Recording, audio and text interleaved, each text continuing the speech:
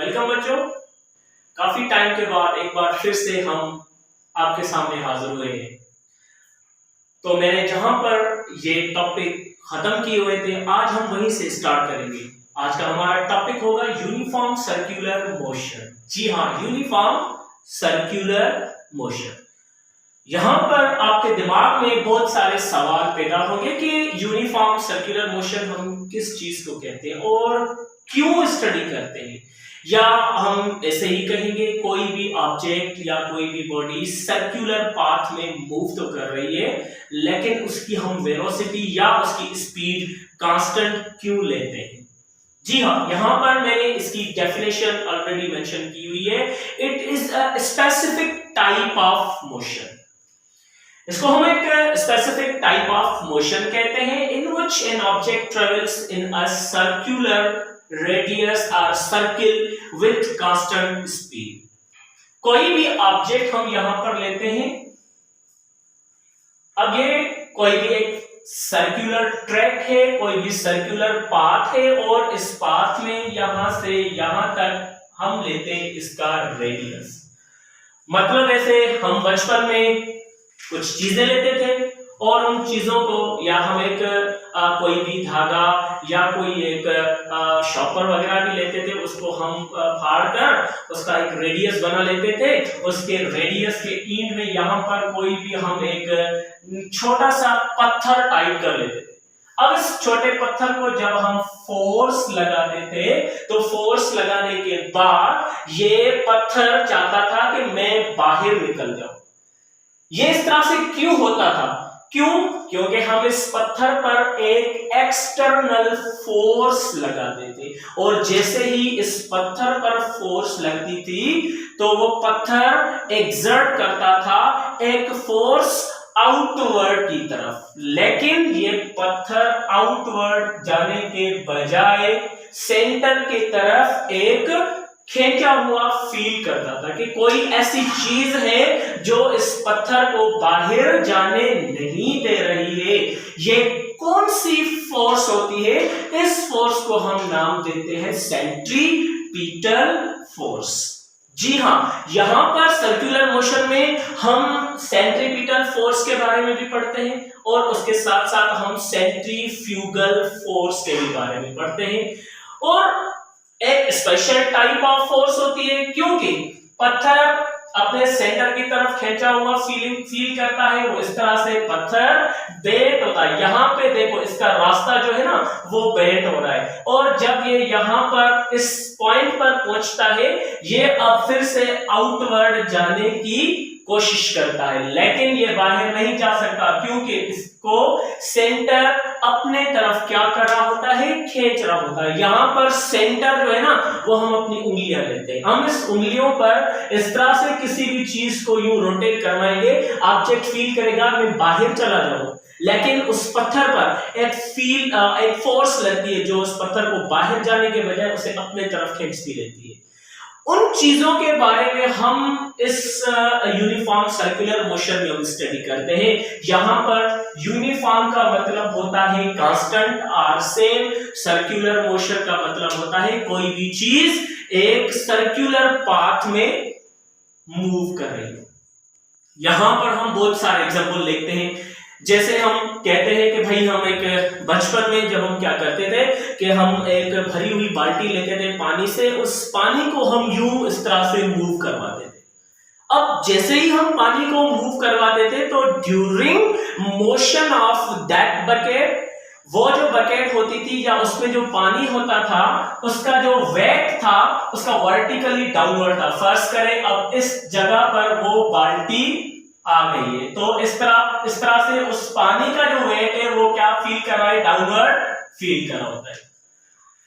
अब इसका यहां पर इसका वेट जो है वो यहां पर नीचे आने की कोशिश कर रहा है, और इस तरह से ये बकेट यूनिफॉर्मली ये मूव कर रहा होता है, यूनिफॉर्म स्पीड के साथ मूव कर रहा होता है, और ये बकेट इस तरह से गोल रिवॉल्व हो जाएगी। अब यहां पर जब ये बकेट यहां पर आकर पहुंचता है तो इसका पहले जो वेट था वो यहां पर था। अब इसका जो पानी का वेट है वो इस तरह से नीचे बहना शुरू होगा, लेकिन ये नीचे नहीं आएगा। क्यों नीचे नहीं आएगा? पानी इसके जो है इसका बॉटम जो है ना, ठीक इस बाल्टी का जो बॉटम है उसके साथ स्टक हो जाता है। तो यहां पर पानी इसके बकेट में स्टक किस लिए होता है? क्योंकि उस वक्त स्टक होने से उस बाल्टी के पानी पर बाल्टी की एक फोर्स लगती है, उस फोर्स को हम नाम देते हैं सेंट्रीफ्यूगल फोर्स। जी हां, अब देखो पानी यहां पर सेंट्रीफ्यूगल फोर्स की वजह से स्टक हो गया है। अब ये बाल्टी रोटेट करके यहां पर आ जाएगी। जो पानी अब यहां पर मौजूद था, अब वो पानी नीचे बहना शुरू होगा, लेकिन ये जो सर्कुलर पाथ है ये यूनिफॉर्म स्पीड से गोल गोल मूव कर रहा है। तो इसका जो सेंट्रीफ्यूगल फोर्स इसे छोड़ने नहीं देगी, लेकिन सेंट्रीपिटल फोर्स इसे नीचे भी आने दे रही है। पानी अब जैसे ही नीचे आएगा ये बिल्कुल सर्कुलरली जो है एक व्हील जो है ना, ये फिर से ऊपर हो जाएगा। तो इस तरह से पानी आपका कभी भी नहीं नीचे गिरता। तो इन सब चीजों की हम स्टडी करते हैं यूनिफॉर्म सर्कुलर मोशन में। इसके हम बहुत सारे डेली लाइफ में एग्जांपल्स लेते हैं। जैसे मैं एग्जांपल ले लूं यहां पर the motion of sun round sun कहें या मैं कहूं around the galaxies, around the galaxy.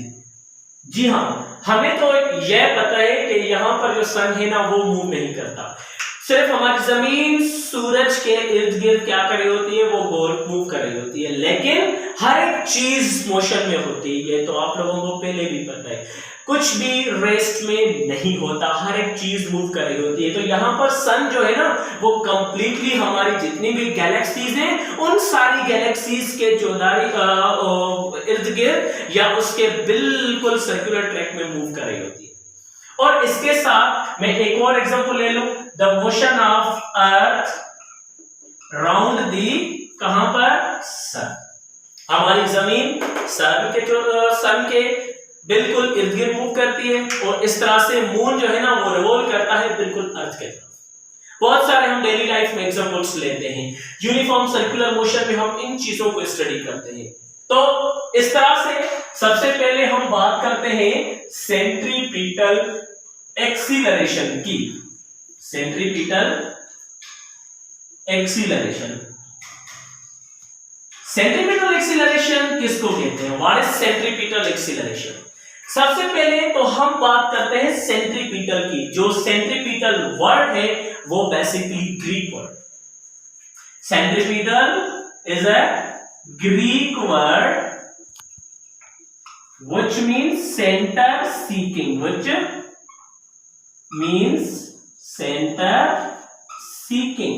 जी हां, किसी चीज को सेंटर के तरफ खींचना उसे हम कहते हैं सेंट्रीपिटल एक्सीलरेशन। और एक्सीलरेशन कब पैदा होती है? जब किसी चीज की वेलोसिटी में क्या आती है? चेंज आती है। अब बच्चे यहां पर सवाल करते हैं कि सर बात सुने, यहां पर अगर कोई भी चीज सर्कुलर ट्रैक में मूव कर रही है, यहां पर उसकी वेलोसिटी तो हम सेम लेते हैं, तो उसमें एक्सीलरेशन कैसे पैदा होगी? जी हां, ये आपका सवाल बिल्कुल ठीक है। वो इसलिए हम कहते हैं क्योंकि सर्कुलर ट्रैक में इसकी जो वेलोसिटी होती है वो एवरी एंड ईच पॉइंट पर सेम होती है।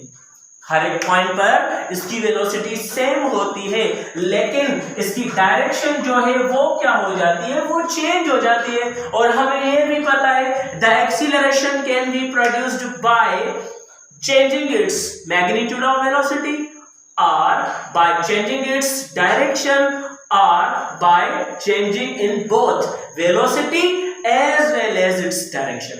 लेकिन यहां पर वेलोसिटी कांस्टेंट रहती है, लेकिन इसकी direction every and each point पर क्या होती है? चेंज होती है। जी हां, इसकी देखो पहले ये जो पत्थर था वो नॉर्थ डायरेक्शन में मूव कर रहा है, लेकिन कुछ टाइम के बाद ये रिवॉल्व हो गया ये इस तरह से मुड़ जाएगा। मुड़ने के बाद ये ईस्ट डायरेक्शन में जाना बाहर जाने की कोशिश करेगा, लेकिन ये बाहर नहीं जाएगा। क्यों? सेंटर इसको अपने तरफ खींच रहा होता है। अब देखो डायरेक्शन की चेंज होने की वजह से क्या पैदा हो जाती है, यहां पर एक्सीलरेशन। लेकिन कौन सी एक्सीलरेशन? यू में से सेंट्रीपिटल एक्सीलरेशन। इस तरह से अब ये जो पत्थर यहां पे पहुंचेगा, ये बाहर मतलब नीचे आना शुरू हो जाएगा। इसकी देखो magnitude equal but opposite direction, मतलब नॉर्थ से ये साउथ डायरेक्शन में। ये यहां पर नहीं आएगा क्योंकि सेंटर इसको अपने तरफ खींच रहा है, लेकिन यहां पर पत्थर ईस्ट, इसकी अपोजिट हम लेते हैं ईस्ट, फिर भी ये बाहर जाएगा लेकिन जा नहीं सकेगा क्योंकि उस पत्थर को सेंटर अपने तरफ खींच रहा होता है। तो सेंट्रीपिटल एक्सीलरेशन क्या है? The centripetal acceleration is produced by the centripetal force. जाहिर बात है, जब हम किसी चीज पर फोर्स लगाते हैं तो उसमें एक्सीलरेशन पैदा होती है, लेकिन उसमें एक्सीलरेशन कौन सी पैदा होगी? यहां पर हम सर्कुलर ट्रैक के लिए बात करते हैं तो इसमें एक्सीलरेशन भी सेंट्रीपिटल ही पैदा होगी। बिल्कुल, अगर हम लीनियर की बात करते हैं तो according to Newton second law of motion हम पीछे पढ़ के आए हैं, F is equals to ma। ये तो हमने लीनियर के लिए बात की, लेकिन यहां पर हम बात करेंगे centripetal force is equals to mac। लेकिन ये मैं कल आपको बताऊंगा, ये हम इक्वेशन कहां से लेते हैं और क्यों लेते हैं, ये हम कल डिस्कस करेंगे। फिलहाल हम बात कर रहे हैं सेंट्रीपिटल एक्सीलरेशन पर। The centripetal acceleration is produced by the centripetal force, or it is a responsible force which keeps the body in circular path। जी हाँ, ये फोर्स जो है वो किसी भी ऑब्जेक्ट को बाहर जाने के बजाय उसे अपने सेंटर की तरफ खींचती रहती है, and it is always directed towards the centre of the circle. Centripetal मैंने क्या लिखा हुआ है, ग्रीक वर्ड है, जो सेंटर की तरफ उसे क्या कर रहा होता है, खींच रहा होता है।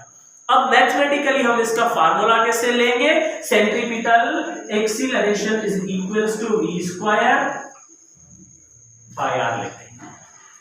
मतलब अब बच्चे बात करते हैं यहां पर v स्क्वायर कहां से आ गया? v स्क्वायर इसलिए हम लेते हैं, देखें पहले तो हम इसकी कांस्टेंट वेलोसिटी लेंगे, उसके बाद इसकी डायरेक्शन चेंज हो जाएगी, यहां पर भी एक v एक और आ गई। अब चेंज इन वेलोसिटी क्या होता है? एक्सीलरेशन होता है, और v को हम v से मल्टीप्लाई करते हैं, क्या हो जाता है? v स्क्वायर हो जाता है। इसलिए हम इसका जो फार्मूला लेते हैं ये हम लेते हैं ac is equals to v square over r। और इसके बारे में सबसे पहले हमें क्रिश्चियन हाइजन ने बताया था। जी हाँ, this formula determined by Christian Huygens, which is also called the father of wave theory of light। जी बच्चों, तो इस तरह से आप सेंट्रीपिटल एक्सीलरेशन कैलकुलेट कर सकते हैं। अगर इसकी आप वेलोसिटी कैलकुलेट करना चाहें तो ये इस तरह से आप निकालेंगे, v square is equals to ac into r। अब इसका स्क्वायर खत्म करेंगे तो इसके ऊपर रेडिकल आ जाएगा, तो ये आप लिखेंगे v is equals to radical ac into r। अब इस फार्मूले से आप वेलोसिटी कैलकुलेट करेंगे, इस तरह से सेंट्रीपिटल एक्सीलरेशन कैलकुलेट करेंगे। अगर रेडियस इसका कैलकुलेट करना है ये वाला, तो रेडियस आपका इस तरह से कैलकुलेट होगा, r is equals to ac over v square. अब इस फार्मूले से आप इसका रेडियस कैलकुलेट करेंगे, सेंट्रीपिटल फोर्स इस तरह से कैलकुलेट करेंगे, और अगर इसकी वेलोसिटी आप कैलकुलेट करना चाहते हैं वो आप इस तरह से कैलकुलेट करेंगे। उम्मीद है कि ये टॉपिक आपको समझ में आ गया होगा। अगर कुछ भी चीज आपको समझ में नहीं आ रही है तो आप मुझसे बिल्कुल आप पूछ सकते हैं इस टॉपिक के हवाले से। इंशाल्लाह कल हम सेंट्रीपिटल फोर्स और सेंट्रीफ्यूगल फोर्स के बारे में डिस्कस करेंगे। तब तक के लिए अपना ख्याल रखिए। अल्लाह हाफिज।